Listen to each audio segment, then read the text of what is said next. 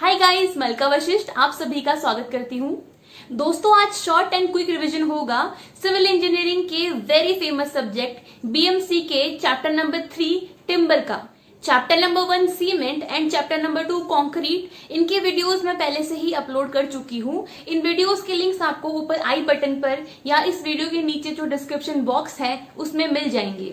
दोस्तों, इन वीडियोस का मकसद आपको कुछ मिनटों में एक चैप्टर रिवाइज करवा देना है एंड ये वीडियोस एएन या जेएन एग्जाम्स के लिए आपको बहुत यूजफुल लगेगी। इन वीडियोस में आपको इंपॉर्टेंट डेटास, वैल्यूज, थ्योरीज, इसके अलावा ये भी पता लगेगा कि शॉर्ट नोट्स कैसे बनाए जाते हैं एंड ऑब्जेक्टिव्स में कैसे सवाल पूछे गए हैं। इसलिए मेरे वीडियोस को आप अपने सिविल के दोस्तों के साथ में शेयर करना ना भूलें, चैनल को सब्सक्राइब करना एंड वीडियो को लाइक करना ना भूलिए। तो चलिए फिर शुरू करते हैं।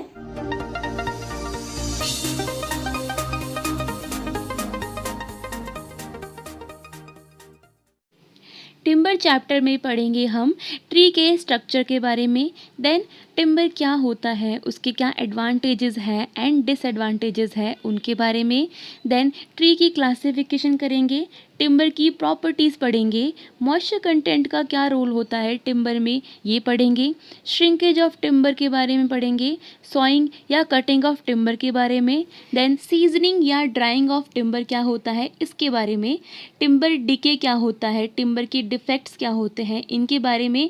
देन टिम्बर को कैसे बचा सकते हैं हम डिफेक्ट से, प्रिजर्वेशन ऑफ टिम्बर उनके बारे में, टिम्बर से बनने वाले प्रोडक्ट्स, वुड प्रोडक्ट्स के बारे में फाइनली। दोस्तों, टिम्बर चैप्टर पर कमांड करने के लिए आपको ट्री का स्ट्रक्चर पता होना बहुत ज़रूरी है।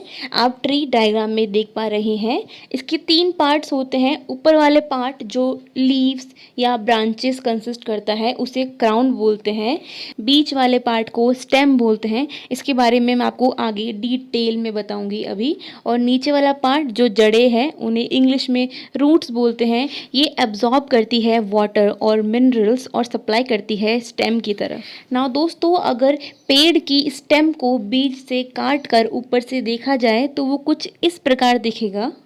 ये जो आपको रिंग्स दिख रही है उन्हें बोलते हैं एन्युअल रिंग्स, जो कि पेड़ की उम्र बताती है। Outermost circumference is outer bark, then उसके पास वाली उसे बोलते हैं इनर बार्क। इनर बार्क के पास वाला एरिया उसे बोलते हैं सैपवुड, जो कि फ्लूइड कंटेन करता है। और एक आपको लेयर दिख रही होगी विथ रेड डॉट्स, उसे बोलते हैं कैम्बियम लेयर। सैपवुड के पास वाला एरिया कहलाता है हार्टवुड, और हार्टवुड से पहले जो एरिया है डार्क ब्राउन कलर से जो रिप्रेजेंट हो रखा है उसे बोलते हैं पिथ। देन इन एन्युअल रिंग्स को बांधा गया है जिससे उसे बोलते हैं मेडुलरी रेस, आपको दिख रही होगी रेडियली आते हुए। नाउ हमारे ट्रंक ऑफ ट्री की आउटर मोस्ट प्रोटेक्टिव लेयर को बोलते हैं आउटर बार्क, इसका एक और नाम है कॉर्टेक्स। जो रेड डॉट से आपको कैम्बियम लेयर दिख रही है उसको सुरक्षा देती है इनर बार्क, जिसका एक और नाम है फ्लोएम।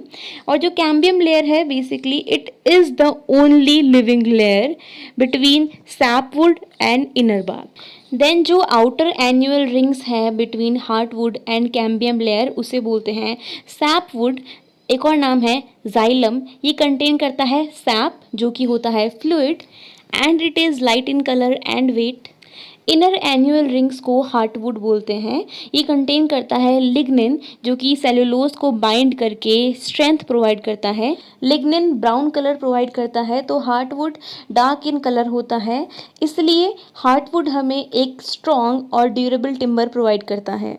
नाउ दोस्तों, ये क्वेश्चन एग्जाम में बहुत पूछते हैं, इनर मोस्ट सेंट्रल पोर्शन जो कि डार्क स्पॉट होता है उसे क्या बोलते हैं? दिस इज पिथ और मेडुला। देन मेडुलरी रेस का काम एग्जाम में पूछ लेते हैं, जो कि एन्युअल रिंग्स को साथ में होल्ड करना होता है। मेडुलरी रेस एक्सटेंड करती है पिथ से कैम्बियम लेयर की तरफ। नाउ एन्युअल रिंग्स के बारे में एक और बात, अगर एन्युअल रिंग्स ब्रॉड है तो वो इंडिकेट करती है गुड ग्रोइंग ईयर, और एन्युअल रिंग एक और काम करती है पेड़ की उम्र बताने का। What is timber? Timber is basically wood. वो लकड़ी जिससे बिल्डिंग्स बन सकती है, फर्नीचर्स बन सकते हैं, रेलवे स्लीपर्स बन सकते हैं और बहुत सारी चीज़ें भी। ये लकड़ी स्पेशल है क्योंकि इसको पेड़ से अलग करके इसकी प्रॉपर कटिंग करके सीजनिंग मतलब ड्राइंग की जाती है। देन इसमें प्रिजर्वेटिव्स ऐड किए जाते हैं ताकि हमारा टिम्बर हमें एक लॉन्ग सर्विस दे।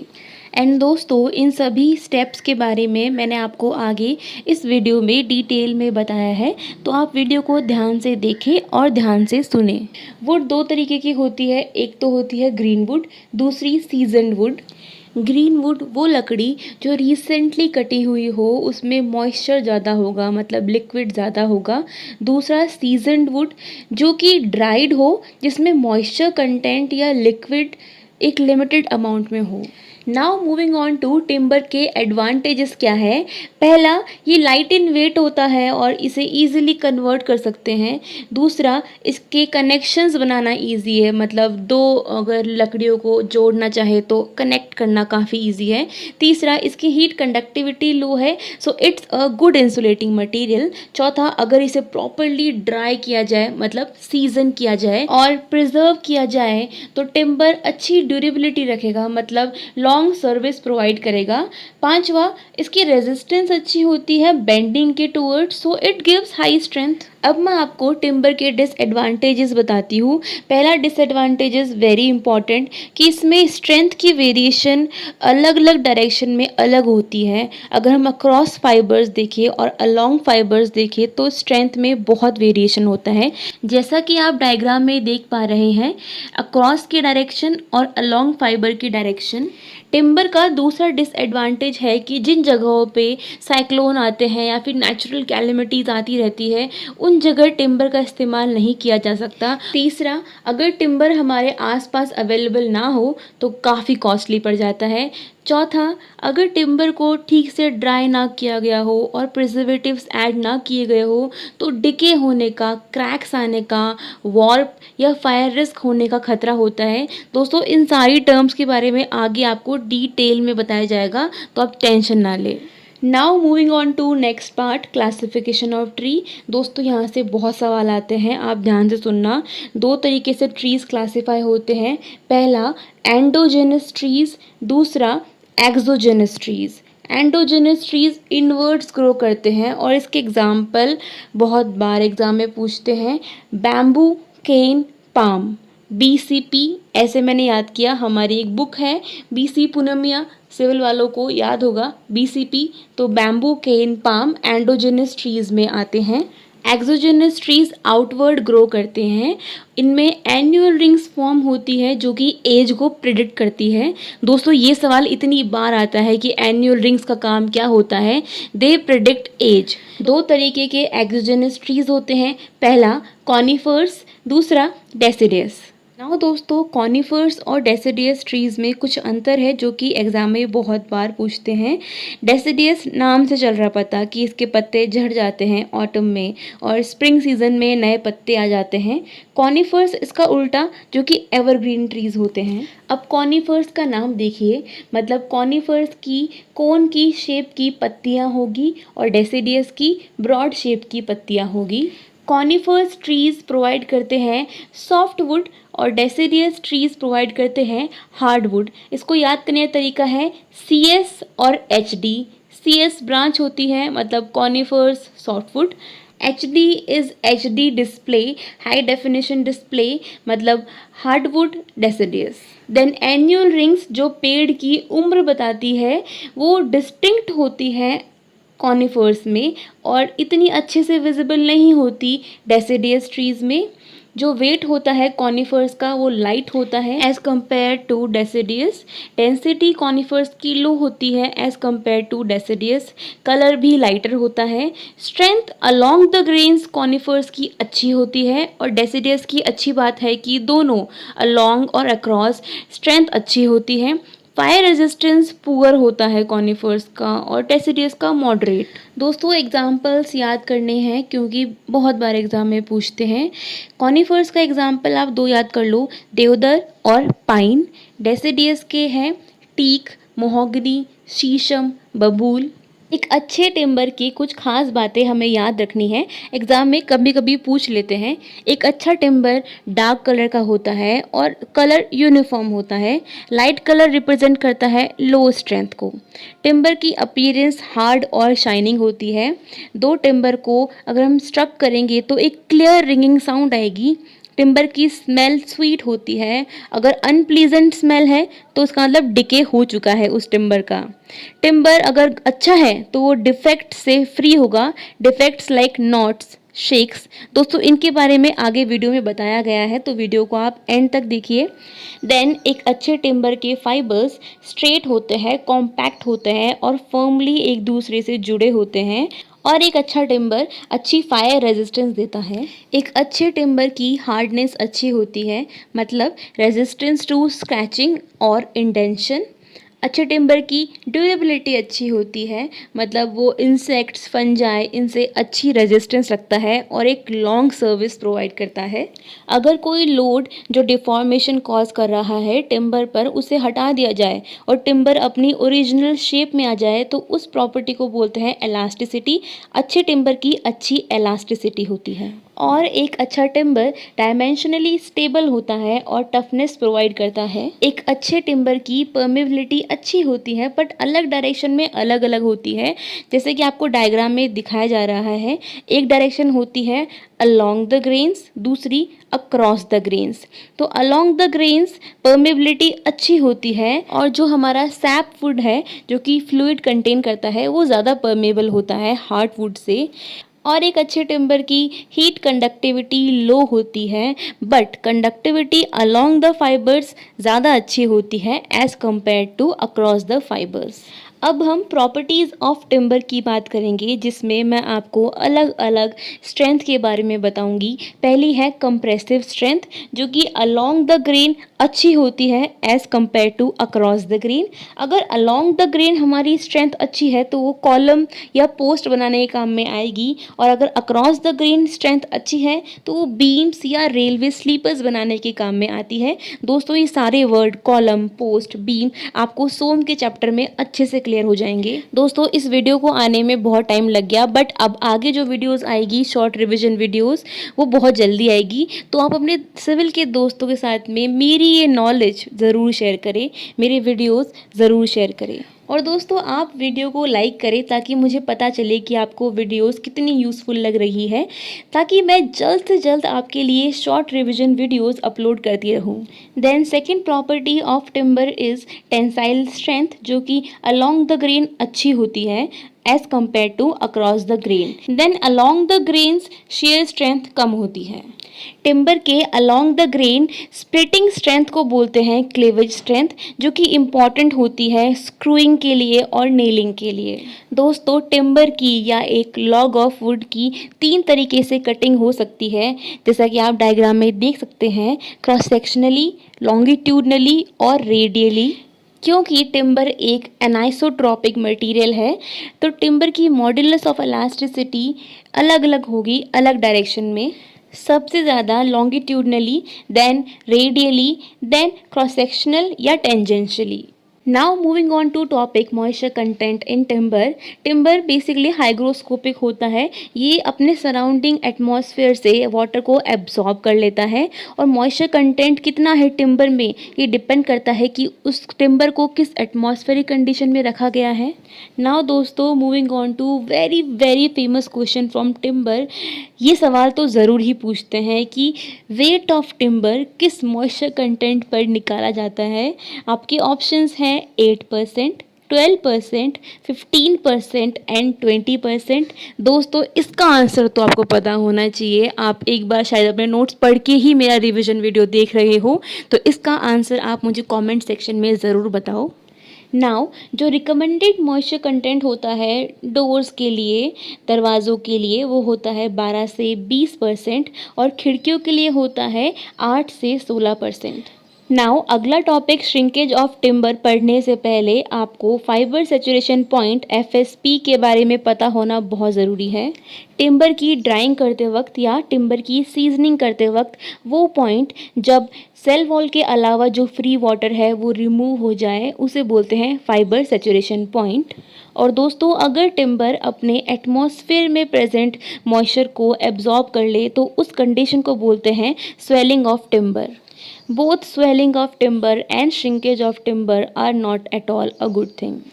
दोस्तों वी ऑल नो कि ड्राइंग ऑफ टिम्बर या फिर seasoning of timber is very important for strength gain, but अगर फाइबर सेचुरेशन पॉइंट से नीचे टिम्बर को ड्राई कर दिया जाए, सीजनिंग कर दी जाए तो श्रिंकेज कॉज होता है। क्योंकि टिम्बर एनआइसोट्रॉपिक है तो डिफरेंट डायरेक्शन में श्रिंकेज अलग अलग होगा और टिम्बर में क्रैक आने का एक कारण है सडन और फास्ट टिम्बर की ड्राइंग होना। Now moving on to next topic, sawing of timber मतलब cutting of timber from piece of log. Timber की कटिंग 4 तरीके से होती है। पहली ऑर्डिनरी सॉइंग, जैसा कि आप डायग्राम में देख पा रहे हैं, ऑर्डिनरी इसको कट करना। ब्लू पेन से कटिंग के मार्क्स दिखाए गए हैं। Second one is quarter sawing, नाम से चल रहा है पता कि क्वार्टरली कट्स लगाना, क्वार्टरली टिम्बर को कट करना। Third one is tangential cutting, जैसा कि आप डायग्राम में देख पा रहे हैं, टेंजेंशियली कट मार्क करना। स्ट्रेंथ इसमें कम हो जाती है क्योंकि कट लगता है मेडुलरी रेस के ऊपर। Then last one is radial cutting, ये रेडियली कट करते हैं हम, इसमें कट लगता है अलोंग द मेडुलरी रेस, इसलिए स्ट्रेंथ भी अच्छी मिल जाती है, श्रिंक और वॉर्प भी कम होता है। Now moving on to very important topic, seasoning of timber मतलब drying of timber. Seasoning of timber का मतलब लकड़ी में मॉइस्चर कंटेंट को रिड्यूस करना by drying under controlled conditions, ताकि यूनिफॉर्मली हर पार्ट से टिम्बर ड्राई हो। जो रिमेनिंग मॉइस्चर होता है वो यूनिफॉर्मली डिस्ट्रीब्यूट हो जाता है पूरे टिम्बर में। दोस्तों अगर सीजनिंग इरेगुलर हो गई तो कुछ टाइम बाद श्रिंकेज भी इरेगुलर होगा और हमारा टिम्बर वॉर्प कर जाएगा और उसमें डिफेक्ट्स हो जाएंगे। For example shakes. वॉर्प मतलब टिम्बर एक तरफ से उठ जाता है और दूसरी तरफ से इरेगुलर मतलब हो जाता है। एक वेल सीजनड टिम्बर का मॉइस्चर कंटेंट 10 से 12% माना जाता है और ये एग्ज़ाम में भी पूछते हैं। नाउ टिम्बर को सीजनिंग करने के एडवांटेजेस है कि उसकी स्ट्रेंथ बढ़ जाती है, ड्यूरेबिलिटी बढ़ जाती है, रेजिलेंस बढ़ जाता है, वर्केबिलिटी बढ़ जाती है और डायमेंशनली टिम्बर स्टेबल हो जाता है। सीजनिंग के बाद टिम्बर सूटेबल हो जाता है for painting, gluing etcetera. Shrinkage कम हो जाता है, वॉर्पिंग कम हो जाती है और वेट रिड्यूस हो जाता है। टिम्बर की सीजनिंग करने के 2 तरीके हैं। पहला नेचुरल सीजनिंग, दूसरा आर्टिफिशियल सीजनिंग। नेचुरल सीजनिंग में नेचुरल एयर यूज़ की जाती है मॉइस्चर रिमूव करने के लिए। टिम्बर को इकट्ठा करके दूर दूर रखा जाता है ताकि हर पीस के अराउंड एयर सर्कुलेट कर सके। और आर्टिफिशियल सीजनिंग में टिम्बर को चेम्बर में रख के रेगुलेटेड हीट दे के कंट्रोल्ड ह्यूमिडिटी और प्रॉपर एयर सर्कुलेशन प्रोवाइड करके उसकी सीजनिंग की जाती है। इन दोनों मेथड्स के कुछ एडवांटेजेस हैं और कुछ डिसएडवांटेजेस हैं, मैं आपको बताती हूँ। मॉइस्चर कंटेंट की बात करें तो नेचुरल सीजनिंग में डिफ़िकल्ट है मॉइस्चर कंटेंट को 18% से नीचे लाना, जबकि आर्टिफिशियल सीजनिंग में अपने डिज़ायर्ड लेवल पे मॉइस्चर कंटेंट को ला सकते हैं। जगह की रिक्वायरमेंट ज़्यादा होती है नेचुरल सीजनिंग में as compare to artificial seasoning, और स्पीड स्लो होती है नेचुरल सीजनिंग में क्योंकि इसमें नेचुरल एयर का यूज़ होता है। स्ट्रेंथ ज़्यादा होती है नेचुरल सीजनिंग में टिम्बर की, क्योंकि जितना स्लोली हमारा टिम्बर ड्राई होगा उतनी वो स्ट्रेंथ गेन करेगा। अगर क्वालिटी ऑफ टिम्बर की बात की जाए तो नेचुरल सीजनिंग में खतरा होता है अटैक ऑफ इंसेक्ट्स का। सुपरविजन नॉन स्किल्ड चलेगा नेचुरल सीजनिंग में, बट स्किल्ड सुपरविजन चाहिए फॉर आर्टिफिशियल सीजनिंग। जो नेचर होता है सिंपल और बहुत ही इकोनॉमिकल होता है नेचुरल सीजनिंग में, बट आर्टिफिशियल सीजनिंग में कैपिटल इन्वेस्टमेंट चाहिए होता है, इसलिए ये मेथड एक्सपेंसिव पड़ जाता है। अब मैं आपको आर्टिफिशियल सीजनिंग के 5 मेथड्स के बारे में बताऊंगी। इनसे सवाल इतने ज़्यादा नहीं बनते, बट आप फिर भी इनके बारे में थोड़ा थोड़ा जान लो क्योंकि क्या पता सवाल आ जाए। पहला मेथड है इलेक्ट्रिकल सीजनिंग। इसमें हाई फ्रीक्वेंसी ऑल्टरनेटिंग करंट का यूज़ होता है, इसलिए ये अनइकोनॉमिकल हो जाता है और कैपिटल ज़्यादा चाहिए होता है, रनिंग कॉस्ट हाई होती है इसकी। Second one is boiling. ये काफ़ी एक्सपेंसिव पड़ जाता है बट ये क्विक होता है। इससे श्रिंकेज कम हो जाता है और इलास्टिसिटी टिम्बर की कम हो जाती है, बट बॉइलिंग से लिग्निन वॉश आउट हो जाता है जिससे हमारी टिम्बर की स्ट्रेंथ कम हो जाती है। तीसरा मेथड है केमिकल या सॉल्ट सीजनिंग। इसमें टिम्बर को सॉल्ट सोल्यूशन में रखते हैं, for example urea, sodium nitrate या सोडियम क्लोराइड का solution. Fourth method is kiln seasoning. इसमें टिम्बर को ड्राई करते हैं इन एयर टाइट चेम्बर।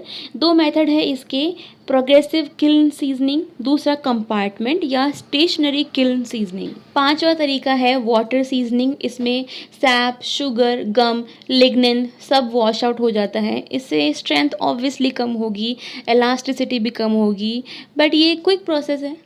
अब मैं आपको बताती हूँ टिम्बर का डिके होना होता क्या है।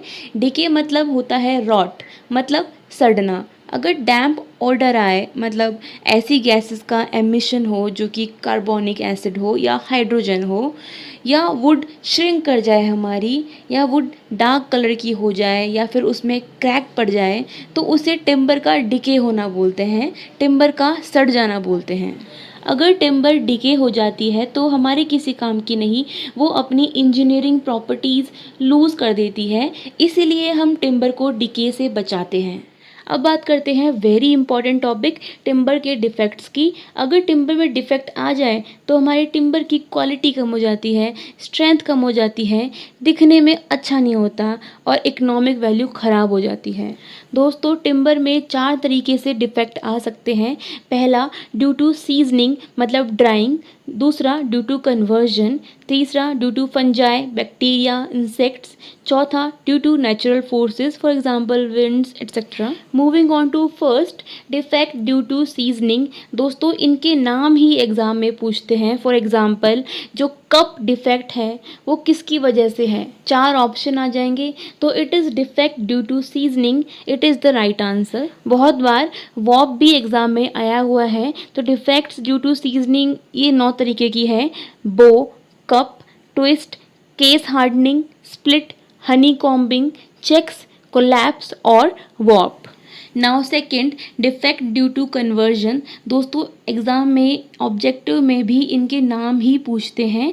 पहला diagonal grain, it is due to improper sawing मतलब कटिंग ऑफ टिम्बर। दूसरा torn grain, it is basically कोई टूल अगर गिर गया तो उससे डिप्रेशन जो गड्ढा बन गया, it is torn grain defect. Then third is chip mark, fourth is wane. ये नाम आपको याद रखने हैं, ऑप्शन में आ जाएगा it is defect due to what, तो आपको अकॉर्डिंगली आंसर मार्क करना है। देन तीसरा defect due to fungi, bacteria and insect. अगर इन तीनों से हम टिम्बर को बचा लें तो टिम्बर की ड्यूरेबिलिटी अच्छी हो जाएगी, लाइफ लॉन्ग सर्विस टिम्बर की अच्छी हो जाएगी। बैक्टीरिया कॉज करता है डिस्कलरेशन, फंजाई अटैक करता है अगर दोनों कंडीशन साइमल्टेनियसली मतलब एक साथ सेटिस्फाई हो रही है तो। दोस्तों, ये एग्ज़ाम में बहुत बार पूछते हैं इन 2 कंडीशंस के बारे में। पहली कंडीशन, अगर मॉइस्चर कंटेंट 20% बाय वेट से ज़्यादा है, और दूसरी कंडीशन प्रेजेंस है एयर की और वार्मथ की।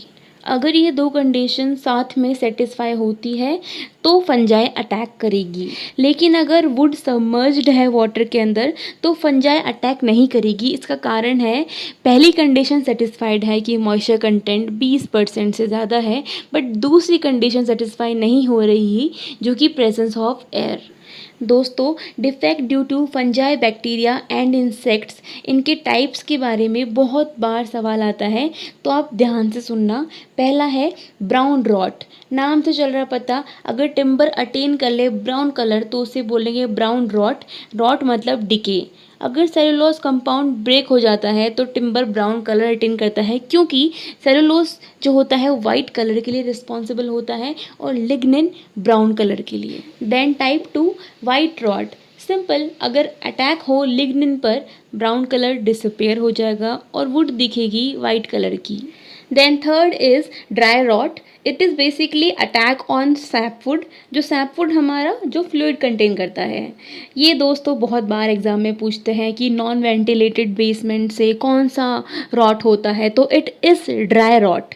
ड्राई रॉट होने के दो कारण हैं. पहला नॉन वेंटिलेटेड बेसमेंट्स और दूसरा by charring, tarring, painting of unseasoned timber. जो ड्राई नहीं किया हमने उस टिम्बर पे चारिंग करना, पेंटिंग करना, टारिंग करना. चारिंग बेसिकली बैक्टीरिया को बेवकूफ़ बनाने का तरीका है. टिम्बर की सरफेस को बर्न कर दिया जाता है थोड़ा सा ऊपर से, जिससे अगर बैक्टीरिया अटैक करेगा तो वो सोचेगा ये तो बर्न है, इस पर क्यों अटैक करूँ मैं. एंड टारिंग इज़ टिम्बर की सरफेस को कवर करना टार से. अगर इस डिफेक्ट से हम बचाना चाहते हैं टिम्बर को, तो रेमेडी यह है कि हम well seasoned, well dried timber use करें. Now fourth one is wet rot. दोस्तों ये एग्ज़ाम में बहुत बार पूछते हैं कि alternate dry and wet condition से कौन सा रॉट होता है, तो इट इज़ वेट रॉट. आप याद रखना. देन जो इंसेक्ट्स होते हैं like termites, beetles, marine borers, वो टनल बना लेते हैं टिम्बर के अंदर, और जो आउटर शेल होता है टिम्बर का वो हमें देखने में लगेगा कि हाँ एकदम ठीक है, बट अंदर से वो खोखला होता रहता है इन इंसेक्ट के द्वारा. Moving on to fourth, defects due to natural forces. दोस्तों इनके नाम भी बहुत बार पूछते हैं. Defects due to natural forces are knots, foxiness, druxiness, burls or ringales, coarse grain, twisted fibers, upsets or ruptures, wind cracks, and last shakes. First one is knots. अगर कोई टिम्बर अपनी कोई टहनी को खो देता है तो नॉट्स फॉर्म हो जाते हैं. इससे टेंसाइल स्ट्रेंथ भी कम हो जाती है across the grain. Second one is foxiness. इससे स्ट्रेंथ कम ज़्यादा नहीं होती, बट एस्थेटिक व्यू दिखने में ख़राब हो जाता है. Third one is druxiness. ये तब होता है अगर लिग्निन खा लिया जाए और सेलुलोज बच जाए. बताया था मैंने आपको, सेलुलोज से आता है वाइट कलर और लिग्निन से ब्राउन कलर. ड्रक्सीनेस से हमारे टिम्बर पर वाइट पैचेस आ जाते हैं. अगर हमारे ट्री में कोई इंजरी हो गई है या फिर अबनॉर्मल ग्रोथ हो रही है ट्री की, तो बर्ल्स डिफेक्ट फॉर्म होते हैं. एन्युअल रिंग्स के दूर दूर हो जाने पे, वाइडन हो जाने पे स्ट्रेंथ कम हो जाती है, और जो डिफेक्ट होता है उसे बोलते हैं कोर्स ग्रेन. देन एक ही डायरेक्शन में विंड के ब्लो करने से ट्विस्टेड फाइबर नाम का डिफेक्ट होता है. और अपसेट्स या रप्चर कॉज होता है फास्ट विंड से या फिर इम्प्रॉपर फेलिंग ऑफ ट्री से. विंड क्रैक्स आते हैं. इसमें एक्सटीरियर सरफेस जो होता है टिम्बर का वो श्रिंक हो जाता है. Then ninth defect is very important defect, जहाँ से सवाल बनते हैं, ऑब्जेक्टिव में बहुत बार पूछते हैं. आप ध्यान से सुनना. अगर एन्युअल रिंग्स में लॉन्गिट्यूडनली सेपरेशन होता है तो उस डिफेक्ट को बोलते हैं शेक्स. इससे शेयर स्ट्रेंथ कम हो जाती है, बट कॉम्प्रेसिव स्ट्रेंथ और टेंसाइल स्ट्रेंथ पर कुछ भी फ़र्क नहीं पड़ता. अपीयरेंस और जो एस्थेटिक्स है वो अनडिज़ायरेबल हो जाते हैं. 5 तरीके के डिफेक्ट के बारे में हम पढ़ेंगे. पहला हार्ट शेक्स, दूसरा कप शेक्स, तीसरा स्टार शेक्स, चौथा रिंग शेक्स एंड पांचवा रेडियल शेक्स. दोस्तों क्योंकि यहाँ से काफ़ी सवाल बनते हैं, मैंने इन 5 शेक डिफेक्ट के बारे में आपको इन शॉर्ट बताया है जो कि एग्ज़ाम में पूछते हैं, तो आप ध्यान से सुनना और याद कर लेना.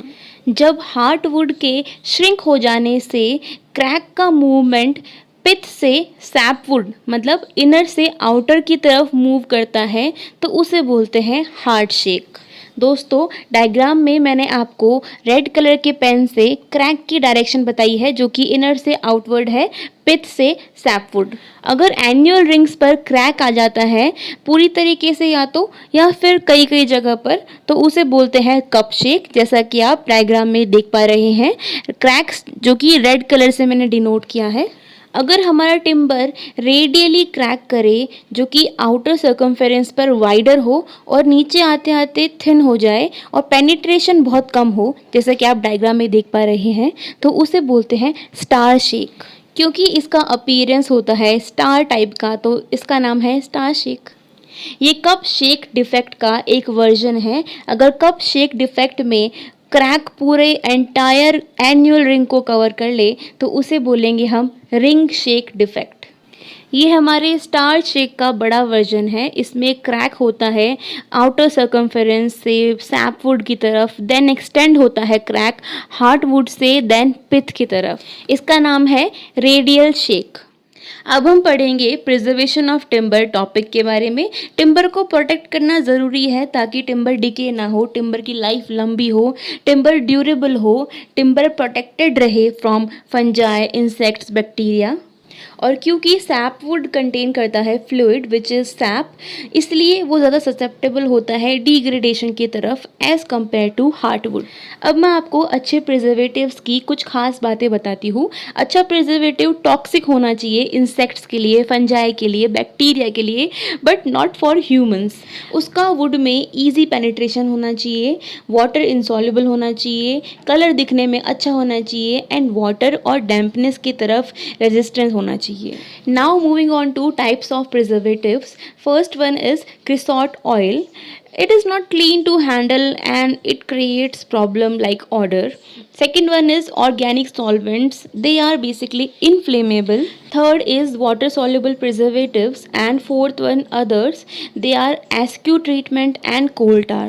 दोस्तों अभी SQ treatment and coal tar इनके बारे में डिटेल में बताऊंगी क्योंकि इन्हीं से सवाल आते हैं ऑब्जेक्टिव्स में. Now moving on to important preservative which is SQ treatment.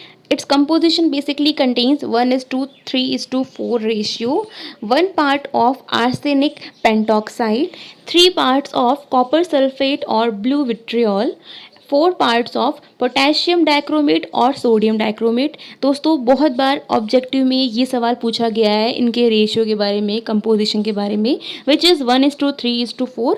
And 1 part क्या होता है, 3 पार्ट क्या होता है, 4 पार्ट क्या होता है, कई बार ऑब्जेक्टिव में ये भी पूछा गया है, तो आप याद कर लें इनको. देन इस SQ कंपोजिशन का 6 पार्ट्स बाय वेट लेकर मिक्स किया जाता है 100 parts by weight of water से एंड सॉल्यूशन बन जाता है. इसको सोल्यूशन बनाकर स्प्रे करके अप्लाई किया जाता है and it is odourless and it gives protection against white ants. Now moving on to second very important preservative, coal tar. दोस्तों टारिंग प्रोसेस के बारे में मैंने आपको पीछे बताया है इस वीडियो में. ये जो कोल टार प्रिजर्वेटिव है ये हमारे टिम्बर को फायर रेजिस्टेंस बनाता है. इसकी स्मेल अनप्लेजेंट होती है और अपीयरेंस भी ख़राब होती है, बट ये फायर रेजिस्टेंस दे देता है. नाउ प्रिजर्वेटिव्स को अप्लाई करने के जो मेथड्स हैं, पहला ब्रशिंग, ये सबसे लीस्ट इफेक्टिव मेथड है. Then second one is surface application, इसमें मिनिमम 2 कोटिंग तो करनी ही पड़ेगी. Third one is soaking treatment. Fourth one is hot and cold process. Fifth one is important process which is botchery process. It is for bamboo treatment. कई बार exam में objective में ये पूछ लेते हैं कि बताओ botchery process किस काम में आता है. So it is a method to apply preservative. Then sixth method is diffusion process. Then seventh one is pressure or pneumatic process. It is most effective and I told you brushing is least effective. जो pressure process है वो large quantity of timbers को treat करने में काम आता है. So it is a commercial process. 2 तरीके के होते हैं, फुल सेल और बीथल प्रोसेस और एम्प्टी सेल प्रोसेस. और एम्प्टी सेल प्रोसेस भी 2 तरीके का है, लॉरी प्रोसेस और roofing process. 8th one is Bolton process.